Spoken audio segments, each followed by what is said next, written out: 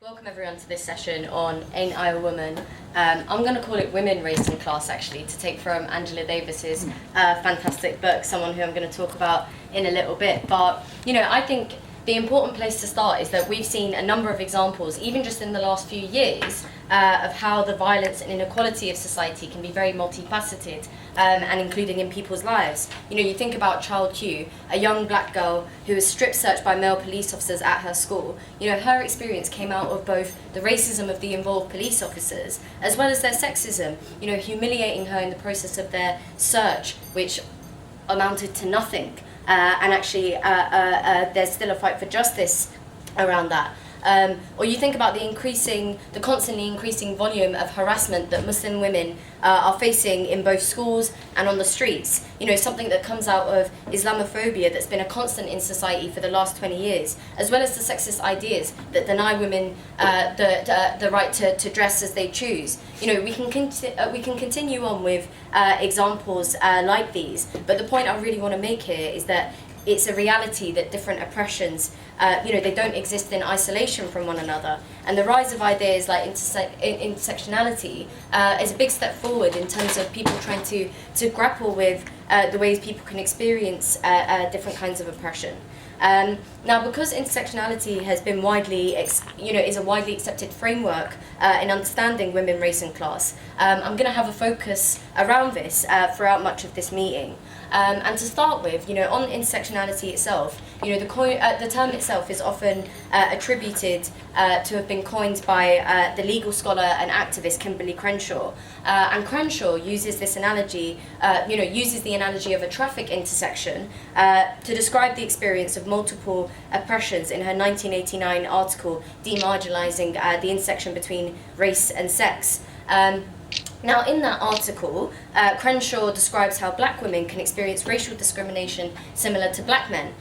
They can also face sexism in similar ways to white women, but they also experience discrimination as black women. Now, despite being credited with coining the term, the concept actually goes far deeper than what Crenshaw has been writing and so on. It has far deeper historical origins. I mean, the first part of the title of this meeting, this actually comes from the words of the former slave, abolition fighter, and campaigner for women's rights, Sojourner Truth. And really, she says this phrase, "Ain't I a woman?" in her 1851 speech to the Women's Rights Convention, repeatedly asking, "Ain't I a woman?" while highlighting the different ways she was treated as a black woman. So, for example, in that speech, she says, "The man over there says that women need to be helped into carriages and lifted over ditches and to have the best place everywhere. But nobody ever helps me into carriages or over mud puddles or gives me any best place. And ain't I a woman?" Now, it's not as though she accepts women as weaker or in need of a man's support or help. She's highlighting the exemptions made to black women around these norms. And we know she doesn't accept this way of thinking, women are so delicate and in need of support and so on, because later in that same speech, she says, "That little man in black there, he says women can't have as much rights as men because Christ wasn't a woman. Where did your Christ come from? Where did your Christ come from? From God and a woman. Man had nothing to do with him. If the first woman God ever made was strong enough to turn the world upside down all alone, these women together ought to be able to turn it back and get it the right side up again." So she was definitely not for women playing a passive role in society, but highlighted the different ways in which black women can be treated. Now, going forward from Sojourner Truth, the concept of intersectionality, it really bears its real roots in the black feminism of the 1970s and 80s, something which came out of the frustration of black women being marginalised in both the movements for women's rights and the civil rights and later Black Power movement. And since then, it's something that's been built upon by a number of activists and writers as a way of understanding the different experiences people can have of oppression. It's rolled out much wider than just the experiences of black women, but actually is used as a framework to understand all kinds of experiences of different oppressions. And amongst those writers and activists, Kimberly Crenshaw, who I started with, is one of them. Now, despite all of this, approaches based on intersectionality, while in lots of ways they have provided big steps forward, they do also have a number of limitations. Amongst them is that it can reduce people to just a sum of their different oppressions, something which actually a lot of people who advocate intersectionality will speak against, but it's something that happens nonetheless. People will speak against it because actually, the framework of intersectionality came out of wanting to make movements much more inclusive and so on. But nonetheless, it can slip into this habit. It can, reduce people to some of their different advantages and disadvantages, privileges and penalties. Now, of course, as I said before, we should understand the specific ways people can experience oppression, can experience, for example, sexism or racism. But when this is the only thing that actually informs our strategies, it can pose a danger, to be honest, to struggles against oppression. Because when the focus is primarily put on differences at the expense of also understanding and highlighting our common and shared interests, the danger it poses is making movements smaller and more inward-looking and more fragmented. More than that, though, the crucial question is, how do we beat this? How do we overcome sexism and racism and actually end these things? When those questions are actually put at the centre, it makes mass struggle where people can unite over their common interests even more important and urgent in order to be as effective as possible. Now, of course, we know that there is no automatic unity between oppressed groups, don't we? Look at the way French feminists have alienated Muslim women, for example, on questions like the hijab. While those feminists will defend a woman's bodily autonomy and the right for her to choose what she wears, all of it goes out of the window when it comes to Muslim women. This is, of course, wrong, and we have to argue against this kind of attitude, as our comrades in France do. And it's not like we didn't have to confront those kind of arguments here in the UK, but it's much, much more of a battle in France. People should argue against these things. But I think we also need to ask ourselves, the attitudes of, for example, the French feminists on the hijab, does this come from unconscious biases or privilege, or does it come from political ideas? I would say the latter, to be honest. First of all, to not be oppressed isn't a privilege, it's a right. But more than that, at the end of the day, so long as some women somewhere can be told what to wear or what not to wear, then the right of all of us to dress as we please and have control over these decisions is also under threat. For example, the idea that it's like, oh, wear what you like, so long as it's not this. To be honest, it legitimizes that notion that women shouldn't have complete choice over these things, really. And so I think we need to have a much bigger and inclusive vision for liberation than that. And this is what those feminists, I think, can be won to and have an interest in, really. Now, the second limitation I want to draw out is that, although intersectionality attempts to understand the relation to one another of different oppressions, it only goes so far as people's individual experiences, rather than the wider nature of these oppressions and the function they have in society. In other words, it elevates those individual experiences, which are important to understand and grapple with if we want to understand the way oppression operates. Nonetheless, it elevates those individual experiences to explain the totality of oppression. But I would like to say here, when people talk about intersectionality, not all people are talking about intersectionality in this way. For example, Angela Davis, the Black Power and civil rights activist, women's rights activist, and all-round revolutionary. Angela Davis actually talks about the intersectionality of not necessarily oppressions in people's lives, but the intersectionality of struggles, the intersection that struggles have between one another in sharing a common interest. So she talks about the intersection of struggles between the Black Lives Matter movement and the movement for Palestinian rights, and so on. And so not everyone uses intersectionality in this way, but it is the case predominantly. Nonetheless, to go back to those other uses of intersectionality, like that which elevate the experiences of individuals, they can also overlap with privilege theory, really. And this overlap goes a lot further, actually.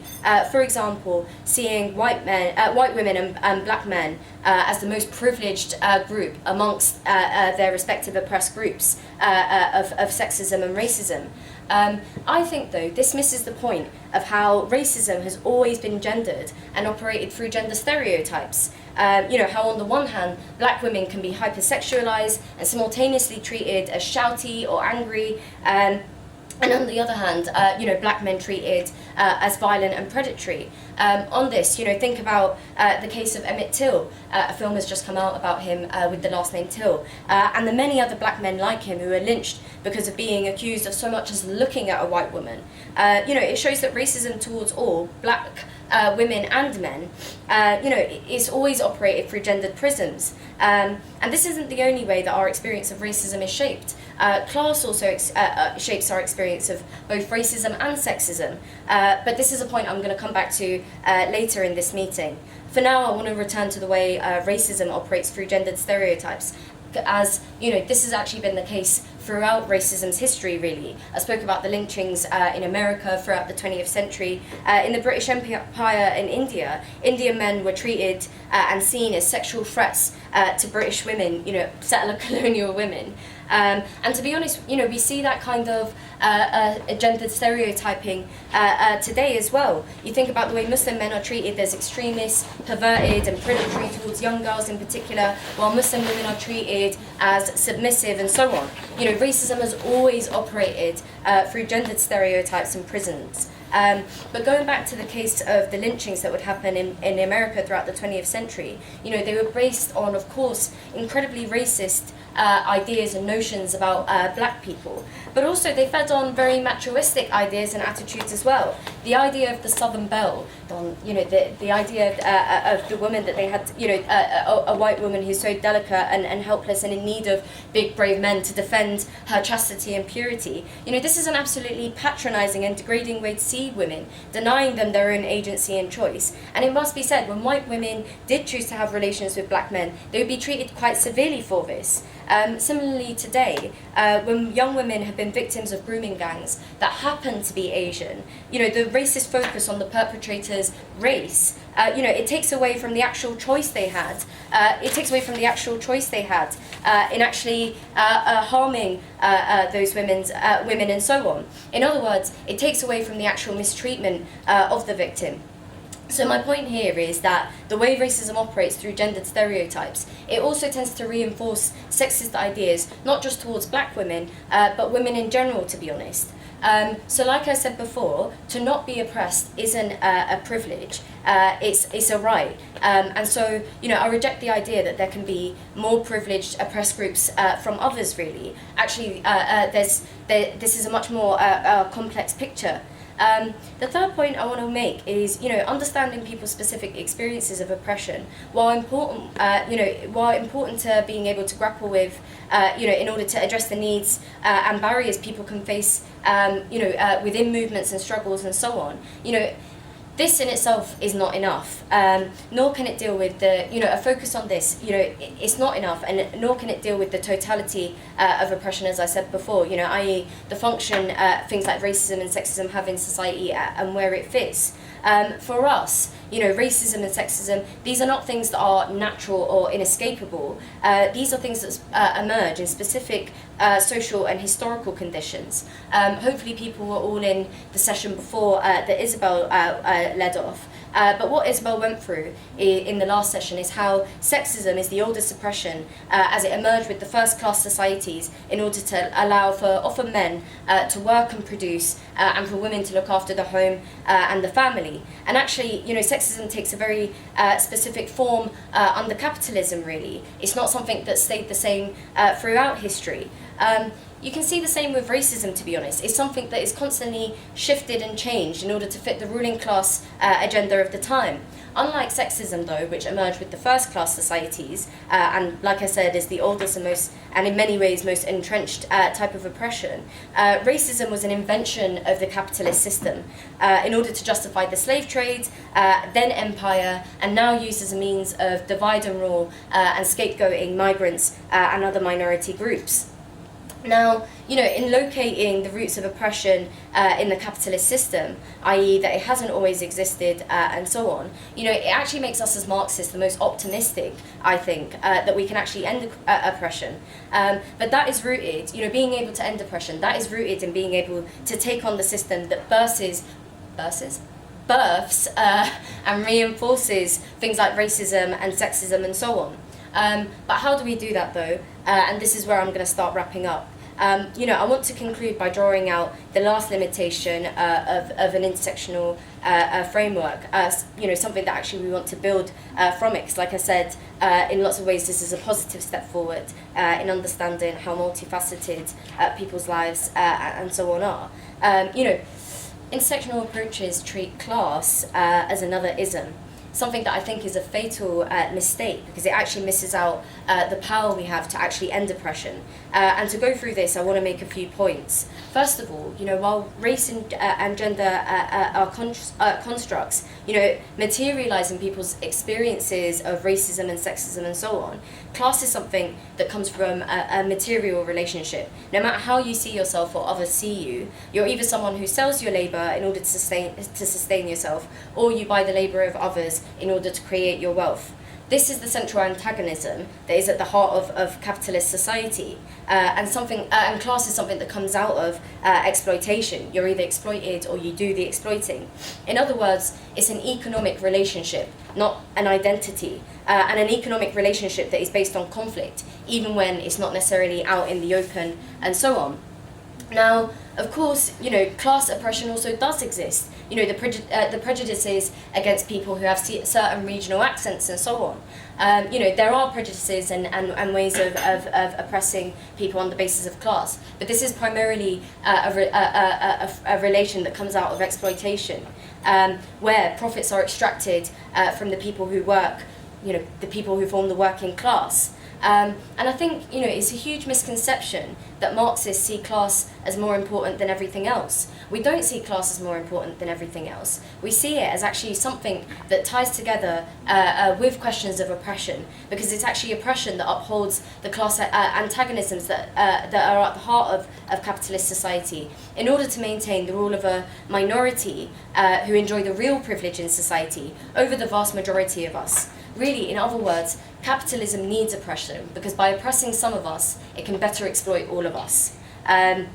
Now, having said all of that, capitalism has a huge vulnerability. Workers, which include women, black people, transgender people, and so on, workers are the ones who produce the profits that keep capitalism going. When they stop, the system just can't function and comes to a standstill. That same system has racism and sexism embedded into it in order to maintain itself, like I said. Now, I'm not saying at all that it's automatic that when workers fight back, sexism and racism are rolled back and overcome. That's of course not the case. We have to fight in the here and now in order to overcome those divisions, as well as win changes that make a difference in people's lives in the here and now. What I am saying, though, is that we can win more than just reforms and changes that, to be honest, are constantly under threat when the main structures of society and the system are left in place. We can do more than just fight for reforms and changes. We can actually end oppression by targeting that system. But that entails combining the radicalism we've seen from movements like Me Too, the Sarah Everard vigils, Black Lives Matter, combining the radicalism of those movements with the power of the organised working class. And today, that's more possible with the huge levels of strikes and so on. That's more possible than ever to see that project through. So I'm going to leave it there and hand back to Andrew to open up the discussion.